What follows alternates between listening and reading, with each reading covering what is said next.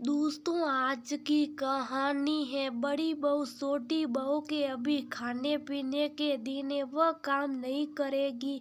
दोस्तों, कहानी शुरू करने से पहले अगर हमारे चैनल को सब्सक्राइब नहीं किया हो तो कर लीजिए ताकि आपके पास पहुंचे हर नया वीडियो। अचानक किसी ने जोर से दरवाजा खटखटाया। नीति की आंखें खुली नहीं रही थी, रात भर सो नहीं पाई थी। पर ससुराल में पहला दिन था। सर पर पल्लू लिया और नजरें झुकाकर दरवाजा खोला। सामने सौरभ था। भाभी, 5 बज गए, उठ जाइए। मम्मी और दादी भी उठ गई। अपने देवर का इस तरह से आकर जगाना नीति को अजीब ही लगा। वैसे भी अभी उसे क्या काम था। वो रात को अलार्म लगा रही थी पर रोहित ने मना कर दिया था। आप जल्दी से नहाकर नीचे आ जाओ, मैं जॉगिंग के लिए नहीं जा रहा हूँ। रोहित को बिस्तर पर सोते देखकर बोला, अब इनसे तो वसन कम ना होगा। और कुटिल मुस्कान लिए वो चला गया। नीति ने समय देकर जल्दी साड़ी पहनकर पल्लू लेकर वह नीचे आ गई। आंगन में रखी खटिया पर गद्दा बिछा था। सासू माँ ने वहीं बैठा दिया झपकती आंखों से नींद को भगा रही थी। बैठे बैठे नींद आ रही थी। यहाँ आकर बैठने से अच्छा था वो 2 घड़ी और सो लेती। दिन भर नींद तो ना आती। आते जाते रिश्तेदार मुआयना कर रहे थे। ताईजी बोल रही थी, थोड़ी सी नाक मोटी है और बाल भी घने नहीं है। फिर भी रोहित के मन भाग गई। तो क्या करे, सासी जी बोल रही थी, दाल नेस भी ज्यादा ना लाई। पता नहीं भाभी जी बहू क्या देख कर ले आई। इतनी देर में रोहित आ गया। रात की अधूरी नींद उसकी आंखों में झलक रही थी। भाभी और बहन का आपस में हंसी ठिठोली करते देख रोहित वहां से चला गया। घर में दादा ससुर जी बीमार थे तो उनका हनीमून पर जाना कैंसिल हो गया। नीति का बड़ा मन था कि वह रोहित के साथ में घूमने के लिए जाए, पर बड़ी बहू को ये तिल्ला जल्दी देनी ही पड़ती। कुछ दिनों में नीति ने रसोई संभाल ली। देवर सौरभ हर बात में टोका टोकी करता था। घर में ननद नहीं थी, इसलिए वह ननद की भूमिका बड़ी दिल से निभा रहा था। नीति के खाने में मीन मैक निकालता था। नीति जरा सा आराम कर लेती तो दादी के कान भर देता। शादी के 6 महीने बाद दादा ससुर की मृत्यु हो गई। नीति मन ही मन सोच रही थी कि काश वो हनीमून पर तो चले जाते। रोहित का जन्मदिन आ रहा था। नीति रोहित को उपहार देना चाहती थी। उसने सौरभ को उसे बाजार ले जाने को कहा। सौरभ बाजार ले गया। वहाँ जैसी नीति ने रोहित के लिए कुर्ता पाजामा लिया तो सौरभ ने टोक दिया, भाभी आप अपनी मन मर्जी से शॉपिंग कर रहे हो। आपने मम्मी और पापा से पूछा कि रोहित भैया के लिए उपहार ले रही हो, वो भी इतना महंगा। अब आपको हर काम मम्मी और पापा से पूछकर करना चाहिए। नीति सबक रह गई क्योंकि सौरभ को तो पता था कि वह उपहार लेती आई है। घर जाकर बड़ा तमाशा खड़ा हो गया। आंसुओं के कड़वे घूंट पीकर नीति रसोई के काम में लग गए। रोहित को उसने रात को ही उपहार दे दिया। रोहित से सौरभ 4 साल छोटा था पर बड़ा ही चालाक किस्म का था। भाभी की हर गतिविधि पर नजर रखता था। नीति के ताऊजी उसी शहर में रहते थे। एक दिन उन्होंने नीति और रोहित को दिन में खाने पर बुलाया। नीति जब शाम को लौट कर आई तो सौरभ बोल पड़ा, क्या भाभी थोड़ा जल्दी आते, आपके रहते हुए मम्मी को खाना बनाना पड़ रहा। नीति ने कपड़े भी नहीं बदले और रसोई में लग गई। सासू माँ भी नाराजी लग रही थी। पता नहीं मायके गई हुई बहू से ये ससुराल वाले नाराज क्यों रहते। बहू के जाते इनका चेहरा गुस्से से भर दे जाता है। एक दिन नीति अपनी सहेली के घर गई थी। वहाँ उसने जीन्स पहनकर कुछ फोटो खिंचवा लिए। सौरभ ने भाभी से मोबाइल लेकर सारी फोटो अपनी मम्मी को दिखा दी।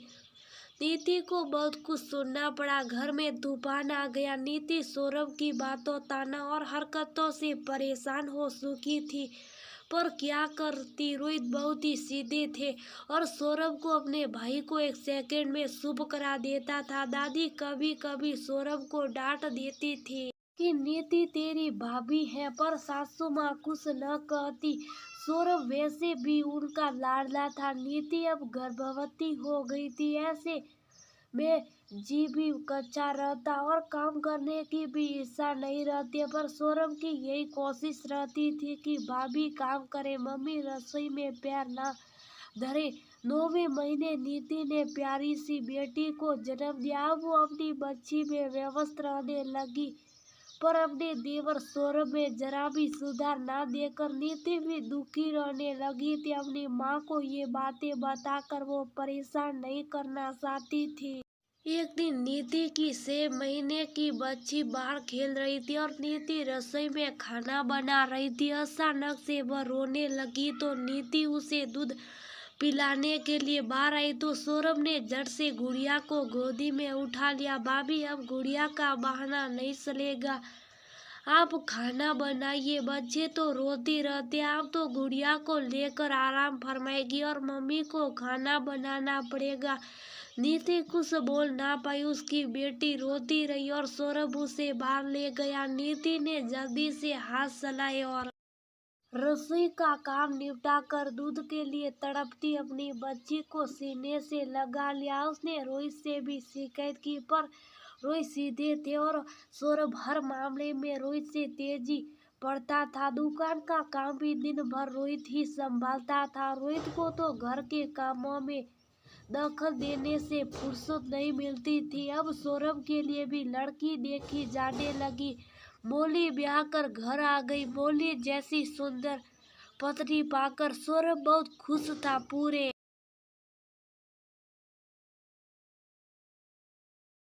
ब्याह में गुड़िया किसी की गोदी में नहीं आई। नीति ने ब्याह का काम भी निपटाया और बच्ची को भी संभाला। शादी के दूसरे दिन 7 बज गए, पर मौली कमरे से निकलकर बाहर न आई तो नीति ने जोर से दरवाजा खटखटाया तो सौरभ बाहर निकला। भाभी ये क्या तरीका, मौली सो रही है, उसी शादी की थकान आ रही है, आप उसकी नींद खराब कर दोगे, पहले तो 2 कप चाय भिजवा दीजिए। काम तो है नहीं, मौली को थोड़ी देर और सोने दो। सौरभ की बात सुनकर नीति अवाक रह गई। घर की बहू तो 5 बजे उठती है, पर मौली तो अभी तक भी सो रही है। सासू माँ भी बोली, नहीं नवेली है, सोने दो। नीति चुप हो गई। मौली के मायके से तो बहुत दहेज आया है, सभी रिश्तेदार तारीफ कर रहे थे, साड़ियाँ भी सबको अच्छी दी है। नीति सबकी बातें खामोशी से सुन रही थी। दादी सास बिस्तर में थी, उनकी हालत बहुत खराब चल रही थी।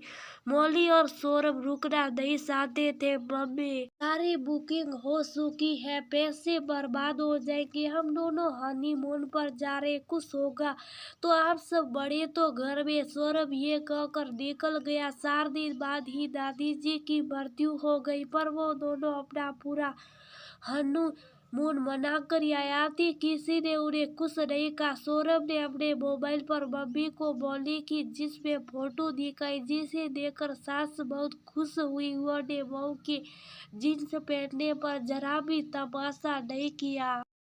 मौली रसोई में काम कम ही करती थी, वो इससे बचने के तरीके ढूंढती। कभी अपने मायके के किसी रिश्तेदार के यहाँ चली जाती तो कभी बाहर सौरभ के साथ घूमने निकल जाती। नीति ने सास से कहा तो वो भी मौली का पक्ष लेकर बोली, तू है ना, रसोई संभाल लेती है, उसके घूमने फिरने के दिन है, उसे अपनी जिंदगी जीने दे। एक दिन मौली बाजार से लौटी, उसने एक खूबसूरत महंगी ड्रेस दिखाई, कल इनका जन्मदिन है, इन्हें उपहार में दूंगी। मौली तुमने मम्मी जी से आज्ञा ली कि इतनी महंगी ड्रेस ले रही हो? तभी सासू माँ अंदर आ जाती हैं। मौली समझदार है, इसे शॉपिंग करने के लिए आज्ञा लेने की क्या जरूरत है। नीति के पैरों से जमीन सरक जाती है। वह अपने देवर सौरभ और सासू माँ का पक्षपात रोज देख रही थी। अब पानी सर तक आ गया था। एक दिन शाम को सौरभ कहता, भाभी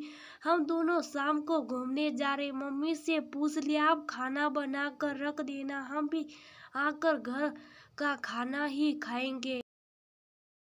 नीति का गुस्सा फूट पड़ता। देवर जी, आपकी पत्नी भी इस घर की बहू है, उसकी भी कुछ जिम्मेदारियां, मैंने बहू बनकर हर जिम्मेदारी निभाई है। अब उसकी बारी। आपकी पत्नी को सोने की, घूमने की, शॉपिंग करने की, कुछ भी पहनने की आजादी है। वह कुछ भी कर सकती है। जिन चीजों के लिए आप मुझे टोका करते थे, बड़ा ज्ञान देते थे कि बहू का ये फर्ज होता है, ये जिम्मेदारी होती है, तो वो ही ज्ञान अपनी पत्नी को क्यों नहीं देते हो? उसे भी बहू बनकर इस घर के सभी फर्ज निभाने चाहिए। ये घर अकेले मेरी जिम्मेदारी तो नहीं है। मेरी बिटिया रो रही हैं और उसे मेरी जरूरत है। मम्मी जी, आप और आपकी लाडली बहू ये रसोई संभाले, मैं अकेली ये रसोई नहीं संभालूंगी।